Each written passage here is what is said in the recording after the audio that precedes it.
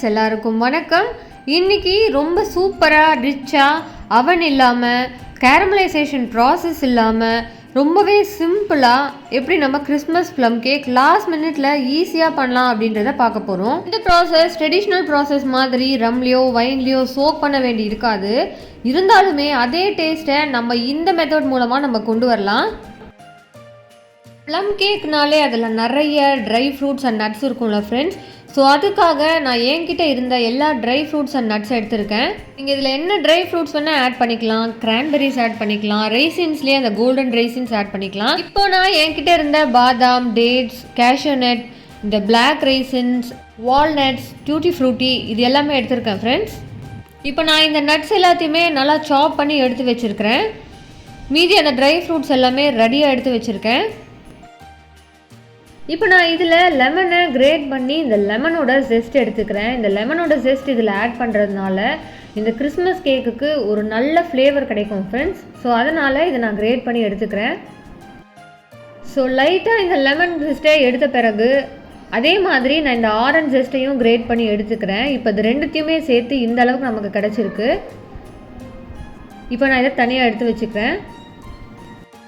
இப்போ நான் இந்த ரெசிபிக்கு ஆல்கஹாலோ ரம்மோ யூஸ் பண்ண போகிறதில்ல அப்படின்றதுனால ஆரஞ்சு ஸ்க்வீஸ் பண்ணி ஆரஞ்சு ஜூஸ் நான் ரெடியாக எடுத்து வச்சுருக்கேன். இப்போ இந்த ஆரஞ்சு ஜூஸ்லேருந்து நான் ஒரு 1/2 கப் ஆரஞ்சு ஜூஸை இந்த ரெசிபிக்காக யூஸ் பண்ண போகிறேன். ஸோ இதை மெஷரிங் கப்பில் நான் மெஷர் பண்ணி 1/2 கப் ஆரஞ்சு ஜூஸை எடுத்துக்கிறேன்.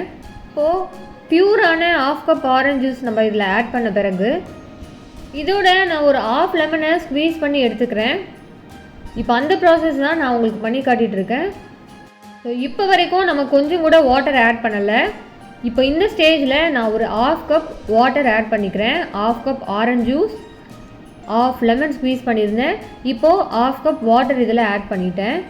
இப்போ இது எல்லாமே ஆட் பண்ண பிறகு நம்ம எடுத்து வச்சுருந்த அந்த ட்ரை ஃப்ரூட்ஸை ஒன்று ஒன்றா நம்ம இதில் ஆட் பண்ணிக்கிறோம். இப்போ இந்த ஸ்டேஜில் நம்ம ட்ரை ஃப்ரூட்ஸ் மட்டும்தான் ஆட் பண்ண போகிறோம் ஃப்ரெண்ட்ஸ். ஏன்னா அந்த ட்ரை ஃப்ரூட்ஸோட எசன்ஸ் ஃபுல்லாக அதில் இறங்கிட்டு ஒரு நல்ல ஃப்ளேவர் நமக்கு கிடைக்கும் இந்த கிறிஸ்மஸ் ப்ளம் கேக்கில். நட்ஸ் நம்ம இந்த ஸ்டேஜில் ஆட் பண்ணோன்னா அதோட க்ரன்ச்சினஸ் போயிடும் அப்படின்றதுனால நட்ஸை நம்ம லாஸ்ட்டாக ஆட் பண்ணிக்கலாம். இப்போ நான் எடுத்து வச்சுருந்த இந்த டியூட்டி ஃப்ரூட்டி, டேட்ஸு, ரெய்சின்ஸு எல்லாமே இதில் ஆட் பண்ணிட்டேன். இப்போ இந்த மிக்சரை நம்ம அப்படியே கிச்சனுக்கு கொண்டு போயிடலாம். இப்போ கிச்சனுக்கு போயிட்டு நான் ஒரு பேனை வச்சுருக்கேன் ஃப்ரெண்ட்ஸ். இந்த பேன் சூடானதுமே நம்ம எடுத்து வச்சுருந்த அந்த மிக்சரை இதில் ஆட் பண்ணிக்கலாம். இப்போ நம்ம ஆட் பண்ணியிருக்கிற எல்லா ட்ரை ஃப்ரூட்ஸுமே அந்த லோ ஃப்ளேம்லேயே நல்லா குக் ஆகி சாஃப்டாக ஆகிற வரைக்கும் இதை நம்ம அடுப்புலேயே வைக்க போகிறோம்.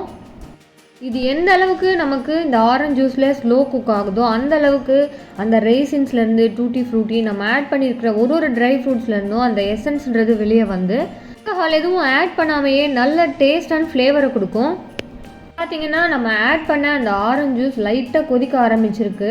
அது மட்டும் இல்லாமல் நம்ம ஆட் பண்ண அந்த ரெய்சின்ஸ் எல்லாமே நல்லா சாஃப்டாக ஆகிட்டுருக்கு.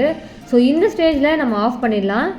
நம்ம அவனே இல்லாமல் இந்த ப்ளம் கேக் பண்ண போகிறோம் அப்படின்றதுனால நான் ஒரு பெரிய பாத்திரம் வச்சுருக்கேன். அந்த பாத்திரத்துக்குள்ளே ஒரு சின்ன ஸ்டாண்டையும் வச்சு இதை ஒரு 15 மினிட்ஸ் ப்ரீஹீட் பண்ண போகிறோம் ஃப்ரெண்ட்ஸ். ஸோ இந்த ப்ரீஹீட் பண்ணுறதுக்காக இப்போ நான் காட்டிகிட்டு இருக்க மாதிரி ஒரு ஸ்டாண்டை உள்ளே வச்சுட்டு லிட் போட்டு இதை க்ளோஸ் பண்ணிடுறேன். நான் எப்பவும் சொல்கிற மாதிரி நோவன் கேக் பண்ணும்பொழுது கொஞ்சம் அடிகனமான பாத்திரமாக எடுத்துக்கோங்க. இப்போ இந்த கேக் பேட்டர் ரெடி பண்ணுறதுக்காக நான் ஒரு 1.5 கப் மைதா எடுத்திருக்கேன். இந்த 1.5 கப் மைதாவை நான் இதில் சலித்து எடுத்துக்கிறேன். மைதா நல்லா சலித்த பிறகு இதில் 1 teaspoon baking powder, 1/2 teaspoon baking soda எடுத்துருக்கேன் ஃப்ரெண்ட்ஸ். இப்போ ஸ்பூன் வந்து நான் ரொம்ப சின்ன ஸ்பூனாக எடுத்துருக்கிறதுனால அதை நான் டபுள் த டைம் ஆட் பண்ணிக்கிட்டேன். நீங்கள் கரெக்டாக 1 teaspoon baking powder and 1/2 teaspoon baking soda add பண்ணிக்கோங்க. நாங்கள் ஆட் பண்ண அந்த பேக்கிங் சோடா, பேக்கிங் பவுடர் இது எல்லாமே நல்லா கம்பைன் ஆகணுன்றதுக்காக நான் ஒரு தடவை நல்லா மிக்ஸ் பண்ணிக்கிறேன். இப்போ இதில் நம்ம கிரேட் பண்ணி எடுத்து வச்சுருந்த அந்த லெமன் அண்ட் ஆரஞ்ச் ஜெஸ்ட் அதை வந்து இங்கே ஆட் பண்ணிக்கிறேன் ஃப்ரெண்ட்ஸ். இப்போ இதையுமே நல்லா நம்ம மிக்ஸ் பண்ணி எடுத்துக்கலாம். இப்போது ட்ரை மிக்ஸ் ரெடி ஆகிடுச்சு. இப்போ இதை அப்படியே தனியாக எடுத்து வச்சிடலாம். இப்போது வெட் இன்க்ரீடியன்ட்ஸ் ரெடி பண்ணுறதுக்காக நான் இன்னொரு பாத்திரத்தில் ஒரு 1/2 கப் வெஜிடபிள் ஆயில் எடுத்திருக்கேன் ஃப்ரெண்ட்ஸ். இந்த 1/2 கப் வெஜிடபிள் ஆயிலை நம்ம இந்த பவுலில் ஆட் பண்ணிக்கலாம். இப்போ நம்ம இந்த கேக்குக்காக கேரமலைசேஷன் ப்ராசஸ் பண்ண போகிறதில்ல அப்படின்றதுனால அதுக்கு பதிலாக நான் இந்த 3/4 கப் ப்ரௌன் சுகர் எடுத்திருக்கேன். இந்த ப்ரௌன் சுகரில் நான் கொஞ்சமாக சினமன் ஸ்டிக் ஆட் பண்ணிவிட்டு மிக்சியில் பல்ஸ் பண்ணி எடுத்துக்கிட்டேன் ஃப்ரெண்ட்ஸ். இந்த மாதிரி பண்ணுறதுனால ஃப்ளேவர் கொஞ்சம் நல்லாயிருக்கும். அதனால் ஒரு சின்ன சின்னமன் ஸ்டிக் பட்டை ஆட் பண்ணி மிக்சியில் பல்ஸ் பண்ணி எடுத்துக்கிட்டேன். இப்போ பவுடர் பண்ணி வச்சுருந்த அந்த ப்ரௌன் சுகரை இந்த வெஜிடபிள் ஆயிலோட ஆட் பண்ணிவிட்டு நல்லா மிக்ஸ் பண்ணிகிட்ருக்கேன். இப்போ இந்த சுகர் அண்ட் வெஜிடபிள் ஆயில் நல்லா மிக்ஸ் பண்ண பிறகு இதில் நான் 1 கப் தயிர் ஆட் பண்ணிக்கிறேன். ஹோம்மேட் தஹி இதில் ஆட் பண்ணிக்கிறேன் ஃப்ரெண்ட்ஸ். ஏன்னா இது எக்லெஸ் கேக் அப்படின்றதுனால எக்குக்கு பதிலாக நம்ம தயிர் ஆட் பண்ணணும். அதுக்காக நான் வீட்டிலே பண்ண தயிரை இதில் ஆட் பண்ணிக்கிறேன். நீங்களும் கடையில் வாங்குறத விட ஹோம்மேட் தயிர் ஆட் பண்ணிங்கன்னா இதோட டேஸ்ட் ரொம்பவே நல்லாயிருக்கும். நம்ம தயிர் ஆட் பண்ணதுனால இதில் எந்த லம்ஸுமே இல்லாதபடி நல்லா மிக்ஸ் பண்ணி எடுத்து தனியாக வச்சுக்கலாம். இப்போது இன்னொரு பெரிய பவுலில் வெட் இன்க்ரீடியன்ட்ஸ் அண்ட் ட்ரை இன்க்ரீடியன்ட்ஸ் இது ரெண்டுத்தையுமே நம்ம மிக்ஸ் பண்ண போகிறோம். வெனிலா எக்ஸ்ட்ராக்ட் ஒரு 1/2 டேபிள் ஸ்பூன் ஆட் பண்ணிக்கலாம். இப்போ நான் சொன்ன மாதிரி ஒரு 1/2 டேபிள் ஸ்பூன் வெனிலா எக்ஸ்ட்ராக்ட் இதில் ஆட் பண்ணிக்கிறேன். இப்போ இந்த மிக்சரில் ஆட் பண்ணிவிட்டு நல்லா கம்பைன் ஆகிற வரைக்கும் இதை நல்லா மிக்ஸ் பண்ணிவிட்டு நாம் எடுத்து வச்சுருந்த அந்த ட்ரை இன்க்ரீடியன்ட்ஸை பேட்சாக இதில் ஆட் பண்ணி நல்லா மிக்ஸ் பண்ணிக்கலாம். இப்போ இதை நல்லா மிக்ஸ் பண்ணிவிட்டு நம்ம ரெடியாக வச்சுருந்த அந்த ட்ரை ஃப்ரூட்ஸோட சிரப்பை இதில் ஆட் பண்ணிக்கிறேன் ஃப்ரெண்ட்ஸ்.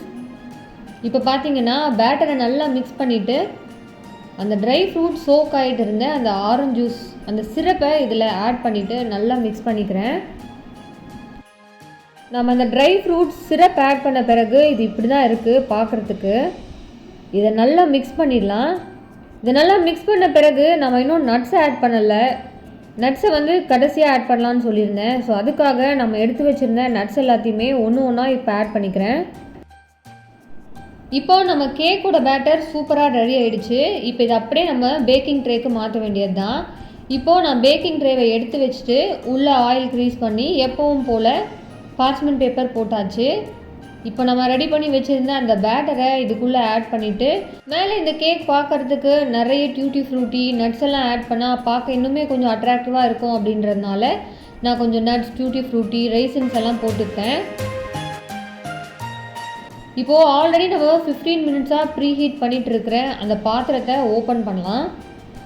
இப்போ ஓப்பன் பண்ணிவிட்டு பத்திரமா இந்த பேக்கிங் ட்ரேவை உள்ளே வச்சிடலாம். அந்த ஸ்டாண்ட் மேலே வச்சுட்டு இப்போ நான் க்ளோஸ் பண்ணுறேன். இந்த கேக் பேக் ஆகிறதுக்கு 30லேருந்து 40 மினிட்ஸ் வரைக்கும் ஆகலாம் ஃப்ரெண்ட்ஸ். எனக்கு எக்ஸாக்டாக 35 மினிட்ஸ் ஆச்சு. 35 மினிட்ஸ் ஆன பிறகு இதை நான் ஓப்பன் பண்ணி பார்க்குறேன். சூப்பராக ரெடியாக இருந்துச்சு. எல்லா இடத்துலையும் ஈவனாக வெந்து. இந்த பேக்கிங் டைம்ன்றது ஒரு ஸ்டவ் ஒரு ஃப்ளேமுக்கு ஏற்ற மாதிரி மாறுபடலாம். அதனால் நீங்கள் ஒரு 30 மினிட்ஸ்லேருந்தே கொஞ்சம் உஷாராக ஸ்டவ் பக்கத்துலேயே இருந்து வெந்துருச்சா அப்படின்றத பார்த்துக்கோங்க. இப்போது நான் இதை டீமோல்ட் பண்ணுறேன். இருந்து எடுத்ததுமே அதை நல்லா ஆற விட்டுட்டு அப்புறம் இந்த பார்ச்மெண்ட் பேப்பரை எடுங்க. அப்போ உங்களுக்கு நல்ல ஷேப்பில் கிடைக்கும். இப்போ பாருங்கள் எப்படி இருக்குது. இந்த பேக்கரிஸ்லலாம் கிறிஸ்மஸ் பவுண்ட் கேக் விற்பாங்க. அந்த மாதிரி சூப்பராக நமக்கு ரெடி ஆகிடுச்சு. கேக் ரொம்பவே சூப்பராக இருந்தது ஃப்ரெண்ட்ஸ். அவ்வளோ ரிச்சாக இருந்தது. அந்த சிரப்பெல்லாம் நம்ம ஆட் பண்ணதுனால ஆல்கஹால் இல்லாதது ஃபீலே ஆகலை. அந்தளவுக்கு டேஸ்டியாக இருந்தது. ரெசிபியை நீங்களும் ட்ரை பண்ணுங்கள். ட்ரை பண்ணதோட மட்டும் இல்லாமல் லைக் ஷேர் அண்ட் சப்ஸ்கிரைப் பண்ணி ஸ்பைஸ் அப் பை ஸ்வாதி சேனலையும் சப்போர்ட் பண்ணுங்கள். பாய்.